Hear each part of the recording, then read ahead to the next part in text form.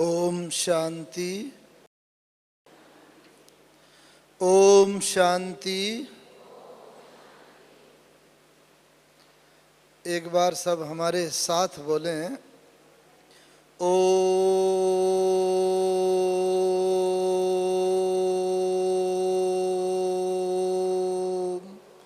शांति।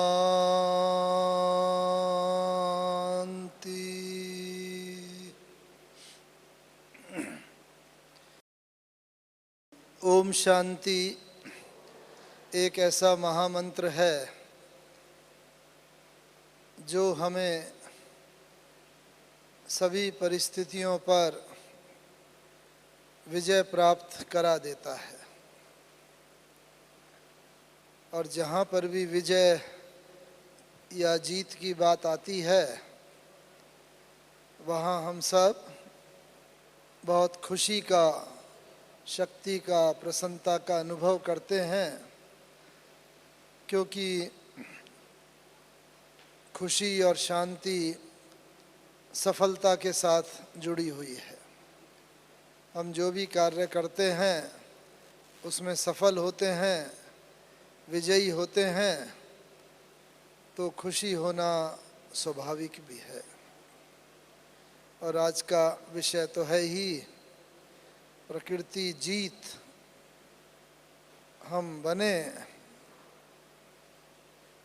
और प्रकृति जीत बनकर फिर कैसे हम अपनी मंजिल को प्राप्त कर लें।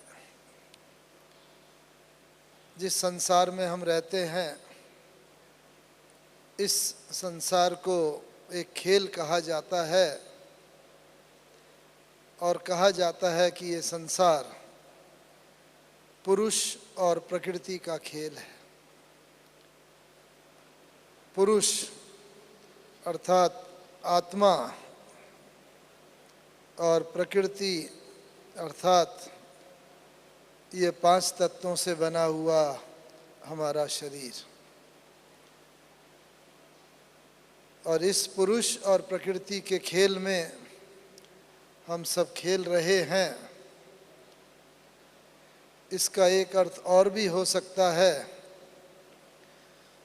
कि पुरुष और प्रकृति अर्थात पुरुष यानी परम पुरुष परमात्मा और प्रकृति अर्थात ये 5 तत्व जिनसे ये सृष्टि बनी है, जल, अग्नि, वायु, पृथ्वी और आकाश। और इस पुरुष और प्रकृति के खेल में हम सब खेल खेल रहे हैं। कोई भी खेल होता है, कार्य होता है, उसमें सफलता हर एक को ही चाहता है। और जब हम प्रकृति जीत की बात करते हैं तो प्रकृति शब्द के भी 2 अर्थ हैं। एक है मनुष्य की आंतरिक प्रकृति यानी स्वभाव। हम कह देते हैं भाई मेरा स्वभाव ऐसा है, मेरी प्रकृति ऐसी है। और एक प्रकृति का अर्थ जैसा बताया, बाहर के जो 5 तत्व हैं वह प्रकृति। और इन दोनों प्रकृति का आपस में बहुत बहुत गहरा संबंध है। हम सब जानते हैं कि बाहर की प्रकृति तो हमारी अंदर की प्रकृति पर प्रभाव डालती है। बाहर अगर खुशी का वातावरण होगा, ऐसी परिस्थिति होगी, तो हमारे अंदर भी, मन में भी बहुत खुशी होगी। और बाहर की प्रकृति अगर कोई जहाँ दुख का वातावरण हो या मानो कहीं पर कोई मृत्यु हो गई होती है, उस शोक में, मृत्यु में, दुख के वातावरण में जब हम जाते हैं तो अंदर की प्रकृति भी दुख का और शोक का अनुभव करती है। तो ये तो हम सब जानते हैं कि बाहर की प्रकृति का हमारे मन की प्रकृति पर बहुत प्रभाव पड़ता है। लेकिन बाबा ने क्या कहा है? बाबा कहते हैं कि हमारे मन की प्रकृति इतनी शक्तिशाली हो कि बाहर की प्रकृति को भी बदल कर रखते हैं। और ये बाबा अभी हमें चाहता है कि हम सब अपने मन की प्रकृति को इतना शक्तिशाली बना लें, आंतरिक प्रकृति जो हमारी है उसको इतना शक्तिशाली बना लें कि बाहर की कोई भी परिस्थिति हो, वातावरण हो, वो हमारे ऊपर प्रभाव न डाल सके, लेकिन हमारा अंदर का मन की आंतरिक जो हमारी परिस्थिति है वो बाहर की परिस्थिति को बदल दे। और इसी के लिए हमारा सारा पुरुषार्थ हो रहा है कि हम सब जानते हैं, बाबा ने बताया है बाहर की परिस्थिति बहुत हलचल में आने वाली है। बाहर अति हलचल होगी, परिस्थिति ऐसी होगी जो हमें डिगा सकती है।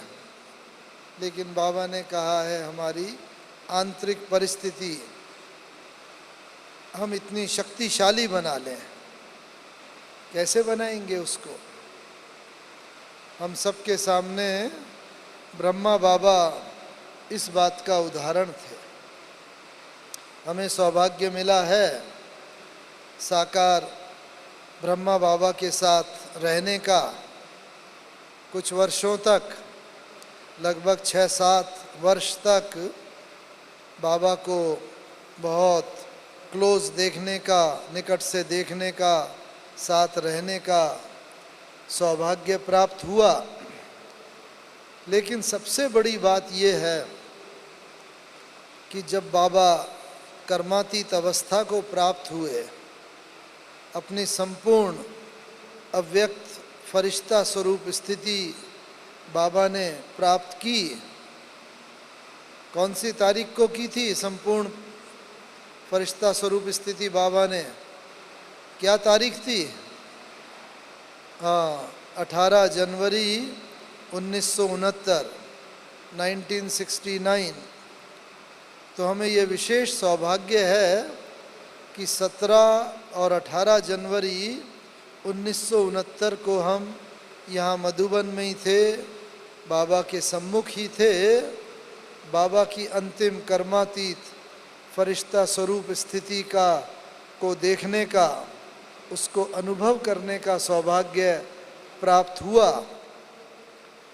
और कैसे बाबा प्रकृति जीत बन के संपूर्ण फरिश्ता स्वरूप स्थिति को प्राप्त कर लिया, उसी की ही कुछ बातें हम लोग आपस में शेयर करेंगे, क्योंकि हम सभी का लक्ष्य है ऐसी ही कर्मातीत अवस्था को प्राप्त करना। संपूर्ण अव्यक्त फरिश्ता स्वरूप स्थिति को पाना हम सभी का लक्ष्य है। तो हमने देखा, पहले हम लोग जब बाबा से मिलते थे 1961-62 में जब ज्ञान में आए, बाबा हमारी सबकी बातें सुना करते थे, समय देते थे और सुन करके उसका समाधान किया करते थे। लेकिन धीरे धीरे समय जब गुजरता जा रहा था तो देखा लगभग 66-67 में, 1966-67 में बाबा के सम्मुख हम जाते थे, बस कुछ शब्द ही बोलते थे। बाबा कहता था, बच्चे बाबा समझ गया। अरे बाबा अभी तो हमने बोलना ही शुरू किया है। कि नहीं नहीं बच्चे, बाबा समझ गया। थोड़े शब्दों में ही बाबा पूरी की पूरी बात समझ जाता था और उसका समाधान दे देते थे। लेकिन जब 18 जनवरी 17-18 जनवरी को हम यहाँ पर थे। बाबा भी अपनी लगभग संपूर्ण कर्मातीत स्थिति को प्राप्त कर चुके थे। तो उस 2 दिनों में बाबा से 5-6 बार मिलने का मौका मिला, सौभाग्य मिला। मन में संकल्प लेके जाते थे, बाबा को ये बात पूछेंगे, बाबा से ये सेवा की बात, ये स्वोन्नति की बात, ऐसा ऐसा कई बात मन में लेकर के जाते थे। बाबा के सम्मुख जाते थे, बस बाबा दृष्टि, थोड़ी सी बस दृष्टि दी, मन के भावों को बाबा समझ जाते थे और बाबा के सामने हमें एक भी अक्षर कहने की ज़रूरत ही नहीं पड़ती थी। बाबा कहते थे, बच्चे अच्छा ये पूछने आए हो, अच्छा ऐसा कर लो, ऐसा हो जाएगा। यानी कि एक अक्षर भी बोलने की ज़रूरत नहीं पड़ती थी। 1 बार हुआ, 2 बार, 3 बार, जब 5-6 बार ऐसा हुआ बड़ा आश्चर्य लगता था। हमने तो एक अक्षर भी नहीं बोला और मन के अंदर जो संकल्प चल रहा है बाबा ने तुरंत पढ़ लिया, और पढ़ाई नहीं उसका समाधान भी दे दिया। ये है मन जीते जगत जीत का लक्षण, जो बाबा ने हम सभी को भी लक्ष्य दिया है कि जो मन को जीत लेता है वो जगत को जीत लेता है। और जगत में तो प्रकृति भी आ गई, सारे मनुष्य आए, जीव जंतु आए, प्राणी आए, पेड़ पौधे आए, पूरी प्रकृति भी जगत के अंदर आ जाती है। तो मन जीते जगत जीत, ये एक लक्षण प्रैक्टिकल बाबा का देखा। तो हम बच्चों को भी प्रकृति जीत बनना है, विजयी बनना है, अव्यक्त फरिश्ता स्वरूप स्थिति को प्राप्त करना है। तो एक तो ये कि हमारा अपने संकल्पों के ऊपर संपूर्ण रीति से कंट्रोल हो। ये बाबा की स्थिति कैसे आई? क्योंकि बाबा ने जिस व्यक्ति के अपने मन के संकल्प नहीं चल रहे होंगे फालतू, मन के संकल्पों पर विजय होगी, वो दूसरे के संकल्पों को तुरंत पढ़ लेगा और उसका समाधान कर देगा। इसलिए एक तो हमें ये, लेकिन बाबा ने ये स्थिति प्राप्त कैसे की, मन के ऊपर कैसे कंट्रोल किया? तो बाबा के यज्ञ में हम सबको मालूम है, बाबा भी एक साधारण हीरे जवाहरात का व्यापारी था, घर गृहस्थी वाला था। बाबा के भी पत्नी, बच्चे, धंधा, बिजनेस सब कुछ था। तो 1936-37 में जब यज्ञ की स्थापना हुई तो बाबा को भी ये अनुभव हुआ कि मन बड़ा चंचल है, भाग जाता है। हम मन को लगाना भी चाहें प्रभु स्मृति में, लेकिन मन ठहरता नहीं है, भाग जाता है। तो यहाँ पर यज्ञ में 2 डायरियाँ रखी हुई थी, अभी कहाँ है मालूम नहीं, लेकिन हमने खुद भी देखी है, आप सब ने भी उनको सुना होगा, बाबा की जीवन कहानी में भी पढ़ा होगा। एक डायरी में तो बाबा ने ये पक्का किया कि मैं आत्मा हूँ। अब बाबा ने लिख लिख के पक्का किया, मैं आत्मा हूँ, जसोदा आत्मा है, निर्मला आत्मा है, नारायण आत्मा है। जसोदा बाबा की युगल का नाम था, लौकिक पत्नी का। नारायण बाबा के लड़के का नाम था, और निर्मल शांता दादी निर्मला बाबा की पुत्री का नाम था। इस प्रकार से बाबा ने पहले ये पक्का किया, क्योंकि व्यक्ति की बुद्धि कहाँ जाती है, पति पत्नी बच्चे धंधा आदि, इधर ही बुद्धि जाती है। बाबा ने ये लिख लिख के पक्का किया, मैं आत्मा हूँ, ये आत्मा है, ये आत्मा है।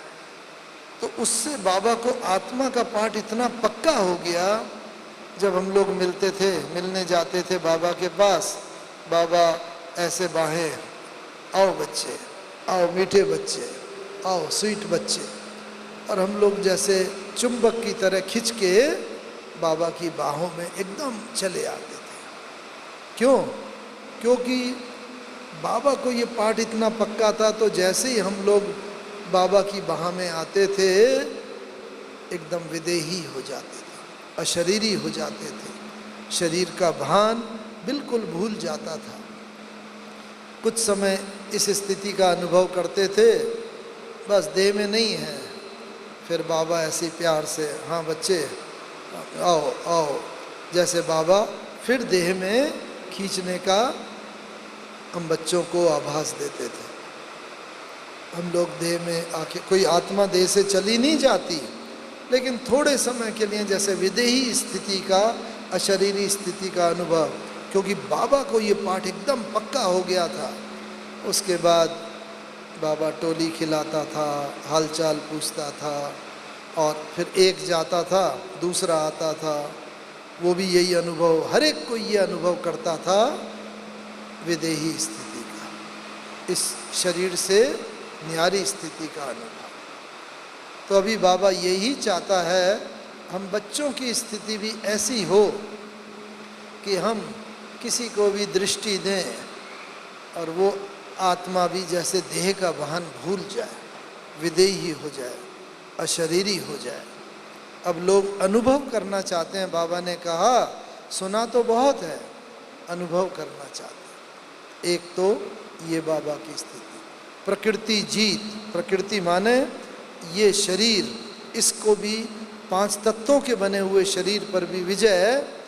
और ये प्रत्यक्ष देखने में आता था कि इस देह का भान एकदम भूल जाते थे। और दूसरी डायरी, उसमें क्या लिखा हुआ है, बाबा ये भी अनुभव करता था, उस समय किया होगा शायद, कि मन बड़ा चंचल है, भाग जाता है।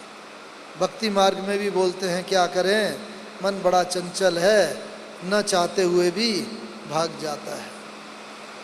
तो बाबा ने क्या युक्ति अपनाई, बहुत अच्छी युक्ति अपनाई, सब गौर से सुनना, क्योंकि हम सभी का भी ये अनुभव है कि आते हैं योग में बैठते हैं और मन, बस समय लगता है थोड़ा मन को स्थिर करने में, फिर भी बीच बीच में भी मन भाग जाता है।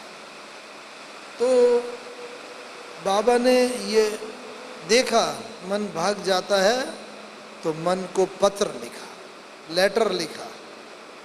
क्या पत्र लिखा मन में, हे मन, मैं आत्मा राजा हूँ, तू मेरा मंत्री है, लेकिन तू मंत्री शक्तिशाली हो गया, तूने मुझ आत्मा राजा को कमज़ोर कर दिया, और तू जहाँ जहाँ भागता रहा, मैं भी तेरे पीछे पीछे, मैं आत्मा राजा होकर भी तेरे वश में हो गई, तेरे पीछे पीछे चलती रही। लेकिन हे मन, अब मैं तुझे कह देता हूँ कि मैं आत्मा राजा अपनी स्वस्थिति में स्थित हो गया हूँ।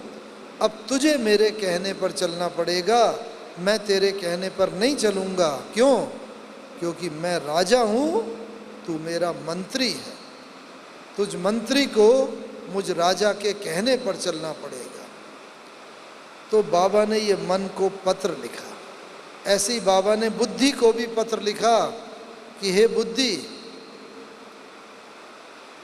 तू भी मन के कहने पर, मन के पीछे पीछे चलती रही, मन के साथ चलती रही, और तुम दोनों ने मिलकर, मन और बुद्धि ने मिलकर मुझ राजा को, आत्मा को पराधीन कर दिया। मैं भी तुम्हारे कहने पर पीछे पीछे चलता रहा, लेकिन हे बुद्धि, अब मैं तुझे भी कह देता हूँ, अब तुझे मुझ आत्मा राजा के कहने पर चलना पड़ेगा, क्योंकि मैं आत्मा राजा अब अपने स्वमान में स्थित हो गया। फिर ये बाबा ने पत्र लिख करके मन और बुद्धि को अपने कंट्रोल में किया। तो ये बात पर बहुत ध्यान देने की ज़रूरत है। हम भी चाहते हैं कि मन हमारे कहने पर रहे, जहाँ हम चाहें वहाँ मन जाए, जब हम चाहें मन परम धाम में जाए, जब हम चाहें सुख धाम में जाए, जब हम चाहें फरिश्ता स्वरूप स्थिति का अनुभव करें, जब चाहें विश्व सेवा में जाएं, लेकिन हम चाहते कुछ और हैं और मन कहीं और चला जाता है। तो उसको, मन को वश में करने का सबसे बढ़िया साधन है जो बाबा ने बताया कि पहले अपने स्वमान में स्थित हो और तब मन को ऑर्डर करो।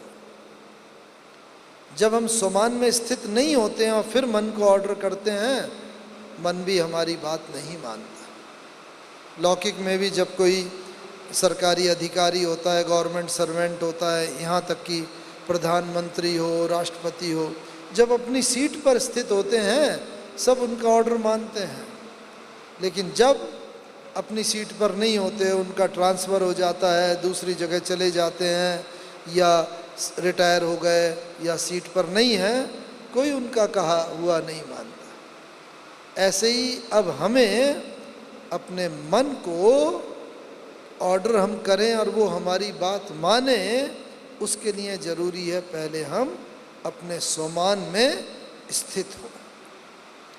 बहुत स्वमान बाबा ने दिए हैं, उन स्वमान को हम स्मृति में लाए। मैं विजयी रतन हूँ, कल्प कल्प की विजयी आत्मा हूँ। बाबा आपने हमें कल्प पहले विजयी बनाया था, अभी भी आप विजयी बना रहे हो, कल्प कल्प हम विजयी बनते रहेंगे। मैं आत्मा हूँ, आज भी बाबा ने मुरली में बोला ना, कभी समझो बाबा हम आपके सिर के ताज हैं, बाबा आपके गले का हार है, बाबा हम आपकी मस्तक मणि हैं, आपकी दिल तख्त नशीन आत्माएं हैं, बाबा आप हमें कितना महान बना रहे हो। ऐसे ऊंचे ऊंचे महान संकल्प हम लाते रहें, और जब उन संकल्पों में हम स्थित हो जाते हैं थोड़े समय में, उसके बाद जब हम मन को ऑर्डर करते हैं, मन तुरंत हमारी बात मानता है। मन को हम ऑर्डर करते हैं, मन हे मन तुम अब समाने की शक्ति को हमारे अंदर भेजो, सहन करने की शक्ति तुम हमारे सम्मुख आओ। कोई भी गुण शक्ति को हम ऑर्डर करते हैं, वो हमारी बात मान के हमारे सम्मुख आती है और हमारे जो भी हम ऑर्डर करते हैं उसको मानती है। तो इसलिए यदि प्रकृति जीत बनना है, मन जीते जगत जीत बनना है, जो कि एक विजय का लक्षण है, तो बाबा ने एक ये करके दिखाया। ये एक हम करते रहे। ये क्यों जरूरी है? क्योंकि अंत समय ऐसा समय आएगा, अब बाबा ने कहा ना, ऐसा समय आ रहा है चारों तरफ अति हलचल होगी, लेकिन आप बच्चे अंदर से बिल्कुल अति अचल हो। जितनी हमारी अचल स्थिति होगी, बाहर की हलचल का हम बहुत बहुत सफलतापूर्वक सामना कर सकेंगे। बाबा ने कहा ऐसी अपनी स्थिति बनाओ, और ये कब बनेगी?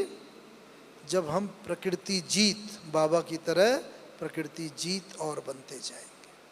तो एक तो बाबा का ये देखा, और भी क्या देखा? साकार ब्रह्मा बाबा का ये स्थिति कब आती है?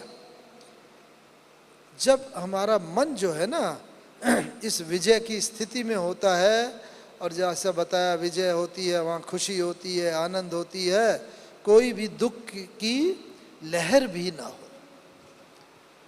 तो बाबा का भी क्या होता था, हमने देखा साकार ब्रह्मा बाबा का, बाबा की इतनी उम्र थी, खांसी भी आती थी, कई बार बहुत ऐसा लगता था बाबा को बहुत जैसे कष्ट हो रहा है शरीर में, और बाबा हंसी में कहता था देखो ये खांसी क्या है, हाँ ये मेरी सहेली है।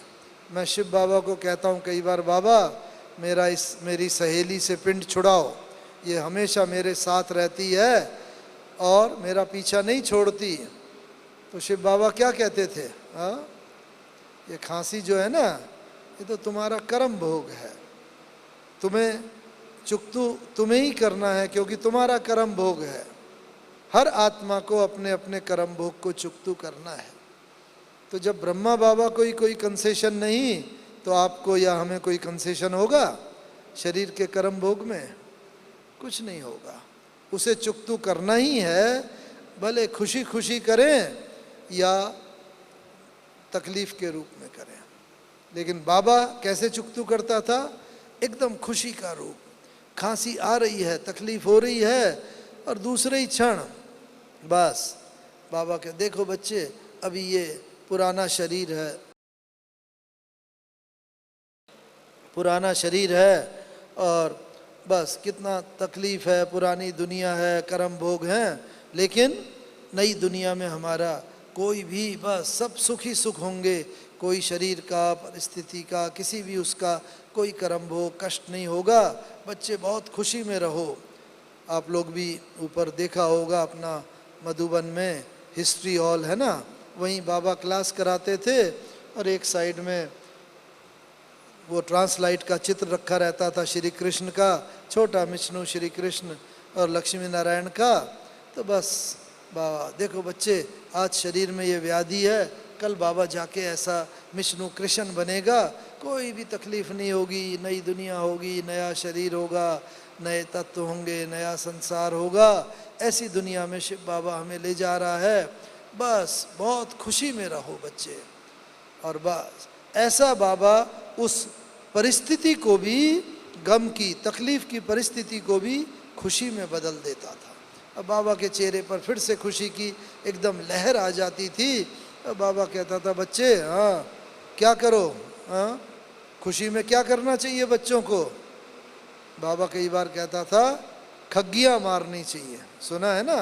हाँ, कैसे खग्गियाँ मारते हैं बाबा करके बताता था। बच्चे बस इतनी खुशी हो कि बस बाबा करके दिखा दो। बच्चे कल बाबा जाके ऐसा बनेगा, ओहो ऐसी दुनिया होगी, नई दुनिया। बस बाबा के चेहरे पर रोम रोम में जैसे एकदम खुशी भर जाती थी। तो ऐसे बस इतनी परिस्थितियों में भी हम अपनी स्वस्थिति से बाहर की शारीरिक और बाहर की परिस्थिति को भी बदल दें। ये प्रत्यक्ष बाबा का देखने में आता था। और कुछ एक मिनट पहले ही जो बहुत खांसी थी और तकलीफ लगती थी, जैसे आँख से पानी, जैसा आँख भी गीली हो रही है, लेकिन दूसरे ही क्षण बाबा उस परिस्थिति को बदल देता था। ये है विजयी रतन की निशानी। बाबा हम बच्चों को भी यही चाहता है, क्योंकि बाबा ने कहा है पेपर तो बहुत बच्चों के सामने आते हैं, विपरीत परिस्थितियों का पेपर, आवश्यक वस्तुएं, उनके अभाव का पेपर, खाना पीना आदि इन सब का अभाव होगा। फिर 5 तत्वों का पेपर, 5 विकारों का पेपर, पुराने संस्कारों के पेपर, अशुद्ध आत्माओं के पेपर, आदि आदि कई प्रकार के पेपर बाबा ने बताए हैं। लेकिन बाबा ने अभी बताया कि बच्चों के सामने 2 पेपर जो विशेष वर्तमान समय के अनुसार आने हैं, वो कौन सा है? एक है शरीर का पेपर, क्योंकि ये हमारा सबका अंतिम जन्म है। बच्चा हो, बूढ़ा हो, जवान हो, कोई भी हो, हर एक का अंतिम समय, वानप्रस्थ अवस्था चल रही है। तो इसीलिए शरीर का पेपर सबके सामने आएगा। और इसलिए बाबा ने क्या कहा है? बीमारी के रूप में, कष्ट के रूप में, रोग के रूप में, भोग के रूप में, कई रूप से ये शरीर का पेपर आएगा। तो इस पेपर से पार होने के लिए क्या करना है? ये अभ्यास एक तो जरूरी हो, जब चाहे हम शरीर में आए, जब चाहे हम शरीर से न्यारे हो जाए। बाबा को ये अवस्था बहुत बहुत इसका अनुभव था। बस पार्टियां मिलने के लिए आती थीं, टाइम दिया होता था, भाई मानो 10 बजे बम्बई की पार्टी मिले, 10:30 बजे दिल्ली की, 11 बजे बेंगलोर की, 11:30 कलकत्ता, ऐसे अलग अलग टाइम दिया होते थे। ब्राह्मणी पार्टी को लेके आती थी। बस जब टीचर आती थी बाबा के पास, देखती थी बाबा बस अपने ध्यान में बैठे हैं, आंखें खुली हुई हैं, लेकिन जैसे देखते हुए भी नहीं देख रहे। ब्राह्मणी सामने जाती थी, टीचर कहती थी बाबा बाबा, तो मैं पार्टी आई है, तो बाबा को कभी कभी जैसे ना एकदम कोई ध्यान में नहीं होते थे, कोई साक्षात्कार में नहीं, आंखें खुली हुई हैं, लेकिन मन से जैसे बाबा इस दुनिया से विरक्त, न्यारे। फिर बाबा जैसे जर्क सा कभी लगता था, आते थे जैसे आओ बच्ची आओ, अच्छा पार्टी लेके आए हो, फिर एक एक करके बाबा से सब मिलते थे। तो बस उसके बाद पार्टी मिल के गई और 5-10 मिनट जो भी अगर बीच में है, उसके बाद बाबा फिर इस शरीर से न्यारे हो जाते थे। तो एक तो हमें ये अभ्यास हम सबको भी और पक्का करना है कि जब चाहे हम देह में आए, देह में आके अपना कार्य व्यवहार किया, और जब भी समय मिले, थोड़ा भी समय मिले, देह से न्यारे हो जाएं, और देह से न्यारे होके फिर से जो बाबा ने हमारे अनेक स्थान, 5 स्थान का महत्व तो बताया है, बुद्धि योग से हम उनका भ्रमण करें, वहाँ चले जाएं। तो एक ये अभ्यास पक्का हो, देह में आने का, देह से न्यारा होने का। और दूसरा पेपर जो विशेष और आना है, जो बाबा ने बताया है कि अभी बच्चों के सामने दूसरा पेपर है, परिवार का पेपर। हमारा जो ये अलौकिक परिवार है, ये भी बढ़ता जा रहा है, सब प्रकार के बच्चे हैं इसमें, राजधानी पूरी स्थापन हो रही है, महाराजा महारानी भी बन रहे हैं, तो साधारण प्रजा भी बन रही है, सभी कोई अपने अपने पुरुषार्थ अनुसार अपना पद प्राप्त कर रहे हैं। तो कभी कई बार क्या होता है, बाबा ने कहा किसी का हम कोई बात देखते हैं ना, तो बस मन के अंदर आ जाती है, अरे ये 15 साल पुराने, 20 साल, 25, 40 साल पुराने, इनमें भी ये संस्कार, इन्हें भी क्रोध का भाव, क्रोध आ जाता है, इनमें भी ये बात, कभी कमजोरी कोई भी जब नज़र आ जाती है ना, तो बस हमें अपने मन में उसके प्रति शंका, संशय पैदा हो जाता है। अब बाबा ने कहा संशय बुद्धि विनश्यन्ति, कहा हुआ है। तो बाबा ने इसके लिए बड़ा अच्छा युक्ति बताई है कि देखो, एक एक बच्चा जो है वो मेरा चुना हुआ बच्चा है, भगवान ने चुना है। मेरा लास्ट में लास्ट बच्चा भी जो है वो वर्तमान का कोई प्रधानमंत्री या राजा या राष्ट्रपति, उससे भी महान है। क्यों? क्योंकि भगवान की नज़र उस पर गई है, भगवान ने एक एक बच्चे को चुना है, इसलिए भगवान का सिलेक्शन कभी भी गलत नहीं हो सकता, भगवान ने चुना है। हाँ, आज उस बच्चे में कोई कमजोरी नज़र आ रही है तो ये तो एक सीनरी है, लेकिन हम किसी को भी एक काल की दृष्टि से न देखें। हर एक ब्राह्मण बच्चे को तीनों कालों की दृष्टि से देखें। अरे ये वही महान आत्मा है जिसे भगवान ने चुना है। कल पहले वाली ये विजयी रतन है या सतयुगी आत्मा है, वर्तमान समय इसका ये पार्ट चल रहा है, फिर अब खुद ये अपनी स्वस्थिति में आएगी, इसके द्वारा बहुत महान पार्ट चलना है। जो बाबा ने कहा है एक एक बच्चा मेरा अनन्य रतन है। तो इसीलिए हम किसी को भी वर्तमान की दृष्टि से न देखें, बल्कि तीनों कालों की दृष्टि से देखेंगे तो क्या होगा, हमारा व्यर्थ संकल्प नहीं चलेगा, इसके पुरुषार्थ के लिए इसका ऐसा एक्टिविटी है नहीं।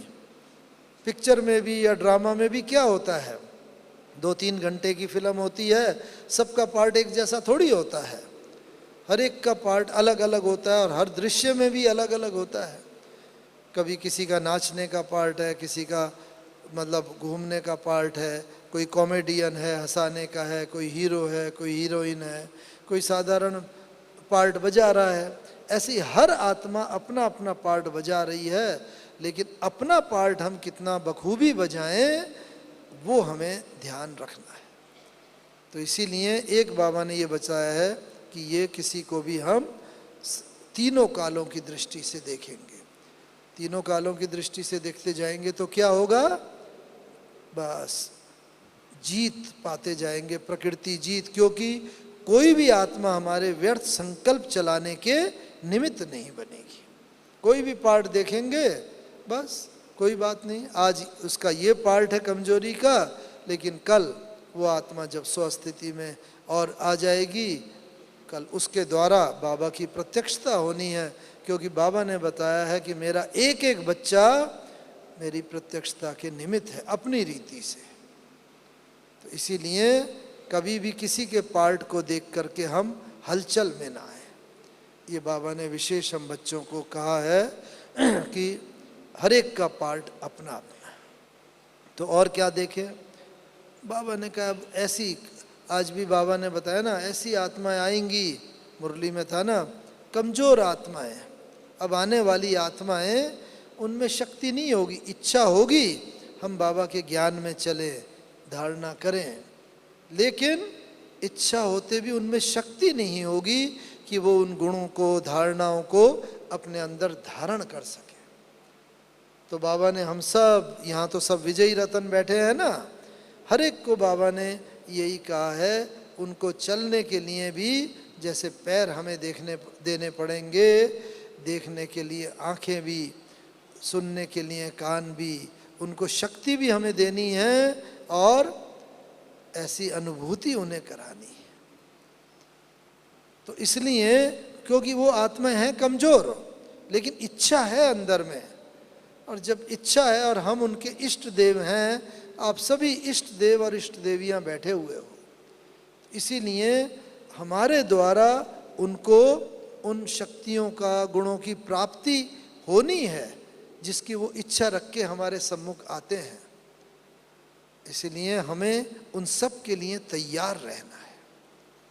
बाबा ने कहा है ऐसा समय आएगा, हाँ, आत्माएं आएंगी, चारों तरफ त्राही त्राही होगी, बस रोती हुई आत्मा आए, बस आपके सम्मुख आए, आपका ऐसा ज्वालामुखी योग हो, ऐसी स्थिति हो, रोती हुई आए, हंसती हुई चली जाए, रूप परिवर्तन हो जाए। दुखी आत्मा आए, लेकिन आपके सम्मुख आते ही सब अपना दुख भूल जाए, सुख के सागर में लहराती हुई चली जाए।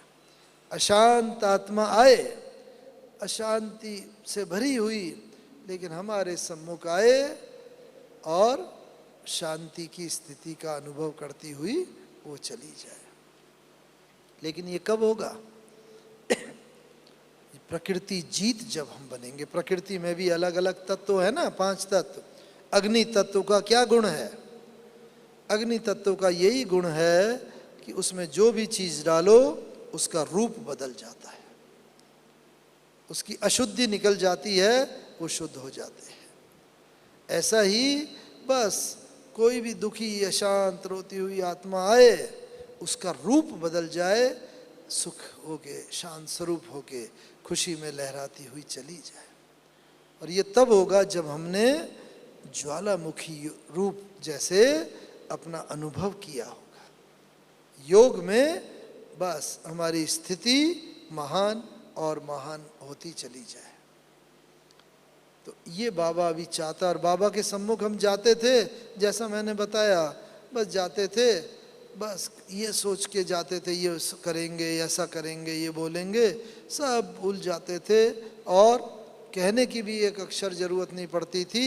मन के भावों को समझ करके उनका रूप परिवर्तन हो जाता था हम लोगों का, और बस जो प्रश्न होता था उसका उत्तर मिल जाता था। अभी हमारे द्वारा वो ही पार्ट चलना है, क्योंकि हम सब ब्रह्मा के बच्चे हैं, ब्रह्मा कुमार कुमारियां हैं। इसीलिए अभी हम ब्रह्मचारी तो बन गए, अब हमें क्या बनना है? ब्रह्मचारी बनना है। ब्रह्मा बाबा के कदम पर कदम रखते हुए ब्रह्मा बाबा से प्रत्यक्ष ये स्थिति का अनुभव होता था, और ऐसी स्थिति को हमें प्राप्त करना है। तभी तो हम सही अर्थों में ब्रह्मा बाबा के फॉलोअर कहें, बच्चे कहें, वो सब तभी तो बन पाएंगे।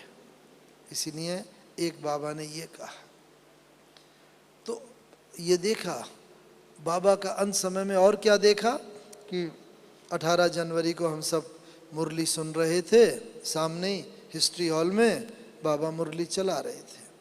18 जनवरी का रात्रि का लगभग 8 बजे का समय है। और बस बाबा मुरली चला रहे थे।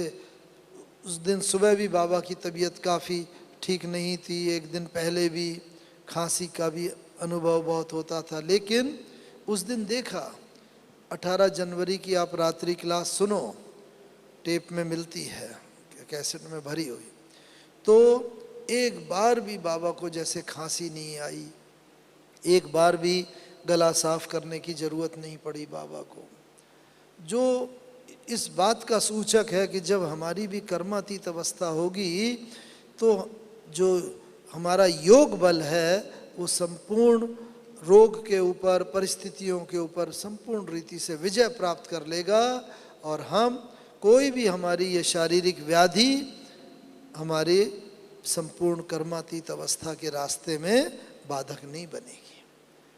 उस दिन की मुरली में एक बार भी न बाबा को खांसी आई, कुछ नहीं हुआ। और बस उसके बाद बाबा मुरली सुना के उठे, चले और बस दरवाजे के पास गए। अच्छा बाबा बच्चों से छुट्टी लेता है, विदा लेता है। एक ही बार बस, कभी भी बाबा ने विदा शब्द, छुट्टी शब्द नहीं, मीठे मीठे बच्चों को याद प्यार, गुड मॉर्निंग या गुड नाइट हमेशा कहते थे। वो भी कहा बाबा ने गुड नाइट, और उसके बाद अच्छा बाबा बच्चों से छुट्टी लेता है, विदा लेता है। बस ये कह के बाबा अपने कमरे में गए, दादी जी के हाथ में हाथ, नैन मुलाकात करते हुए बाबा ने जैसे छुट्टी ली। तो जब हमारी भी संपूर्ण कर्मातीत अवस्था होगी, निकट होंगे हम उसके, प्रकृति जीत हो करके, तो हमें भी ये अवस्था, जो भीष्म पितामह का गायन है शास्त्रों में, उसको इच्छा मृत्यु का वरदान था।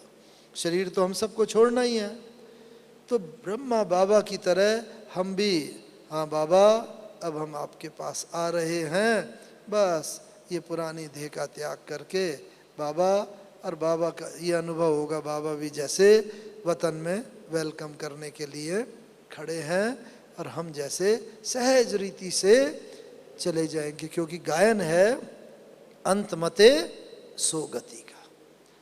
अंत में हम इसी सहज रीति से अपना देह त्याग, जैसे ब्रह्मा बाबा ने ना देह त्याग, सहज रीति से, कोई कष्ट नहीं, व्याधि नहीं, प्रकृति के 5 तत्वों के वशीभूत होके अगर हम चले गए, सुनामी आई, शरीर छूटा गए, या भूचाल आया, उसमें त्राही त्राही चारों तरफ हो रही है, लोग मर रहे हैं, हमने भी उसमें शरीर छोड़ा, तो ये तो अंतिम अवस्था का गायन नहीं है। अंत मते सो गते में फिर तो हमारी भी वैसी स्थिति हो जाएगी। तो इसलिए आवश्यक ये है कि हम अपनी इच्छा से देह त्याग करके जैसे जाए, भीष्म पितामह की तरह। और ये तभी होगा जब हमने प्रकृति के बने हुए इस 5 तत्वों के शरीर पर विजय प्राप्त की होगी। तो बाबा ने भी देखो, उस दिन बाबा गए, देह त्याग करा, लेकिन असली चीज़ तो तब देखी बाद में, बाबा ने देह त्याग किया 18 जनवरी की रात को, और सारा रात भर शरीर रखा रहा। 19 की सुबह, 19 का सारा दिन, 20 तारीख की सुबह, 20 का सारा दिन, 21 को बाबा का संस्कार किया गया। लेकिन फिर भी बाबा का शरीर बिल्कुल चमकता हुआ। हाँ, शरीर में जब 21 को बाबा का स्नान कराया गया संस्कार से पहले, भारतीय पद्धति के अनुसार, बस जब स्नान कराया गया, हमने देखा, हम तो वहाँ पर थे, बस बाबा का शरीर काफ़ी हद तक जैसे फ्लेक्सिबल ही था। नहीं तो जब आत्मा शरीर छोड़ के जाती है, कुछ घंटों में ही शरीर जैसे अकड़ जाता है, काला पड़ जाता है, दुर्गंध आने लगती है। लेकिन 3 दिन तक बाबा का शरीर रखा रहा, कोई इंजेक्शन नहीं दिया गया, कोई केमिकल लोशन नहीं लगाया गया, बाबा का शरीर वही चमकता हुआ। ऐसा लगता था बाबा हमेशा की तरह उठेंगे और कहेंगे आओ बच्चे, मीठे बच्चे, बस ऐसा चमकता हुआ शरीर, कोई दुर्गंध नहीं, शरीर में कोई ऐसा वो है, बिल्कुल जैसे साधारण। ये है प्रकृति जीत का प्रतीक। बाबा ने प्रकृति के 5 तत्वों पर भी इतनी विजय प्राप्त कर ली थी, अंत समय तक भी इन तत्वों ने पूरा साथ दिया। कैसे हम भी प्रकृति जीत बने, क्योंकि हम सब को बाकी तो सब मालूम है कि किस प्रकार आत्मा को पवित्र बनाना है, ज्ञान योग बल के द्वारा सृष्टि की सभी आत्माओं को सेवा करनी है, उनको योगदान करना है।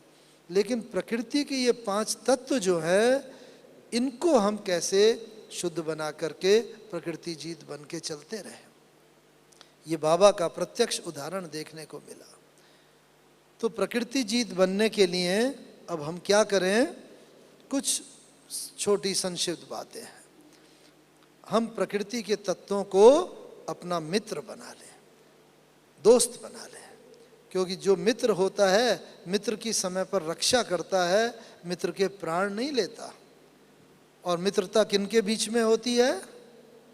मित्रता उनके बीच में होती है जिनके संस्कार एक जैसे होते हैं, काफ़ी मिलते जुलते संस्कार होते हैं, उनके बीच में हमेशा मित्रता होती है, असमान संस्कार वालों के बीच में नहीं होती। तो इसीलिए हम एक एक तत्व को मित्र बना लें। मानो जल तत्व है, अंत समय में ये जल तत्व अपने बहुत भीषण स्वरूप में दिखाई देगा, कहीं पर बाढ़ के रूप में आएगा, कहीं सुनामी के रूप में होगा, बस अति हलचल, अनेकों आत्माओं की मृत्यु का कारण बनेगा ये जल तत्व भी। तो ऐसा ये हमारे मृत्यु का, दुख का कारण न बने जल तत्व, उसके लिए हमें जल तत्व के जो गुण हैं, संस्कार हैं, उनसे अपने संस्कारों को मिलाते चलना है। जल का सबसे बड़ा गुण क्या है? हाँ, कौन सा है? शीतलता तो है ही, लेकिन जल का एक सबसे बड़ा गुण है फ्लेक्सिबिलिटी का, एडजस्टमेंट का। जल को जिस पात्र में लो वैसा रूप धारण करता है।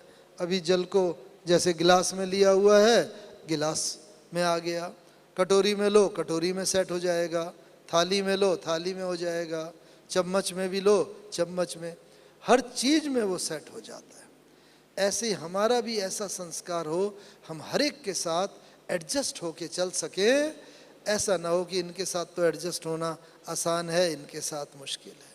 नहीं, हर एक के साथ एडजस्ट होके हम चल सकें, हमारा स्वरूप शीतल हो जल की तरह। तो बस उससे क्या होगा कि जल तत्व का गुण धारण कर लिया तो जल जो है हमारे सुख का कारण बनेगा, दुख, अशांति या मृत्यु का कारण ये जल नहीं बन सकता। क्यों? क्योंकि जल का गुण या उसके संस्कार को हमने धारण कर लिया। बहुत जल के गुण हैं, मैं तो एक दो बताया। इसी प्रकार से पृथ्वी का सबसे बड़ा गुण कौन सा है?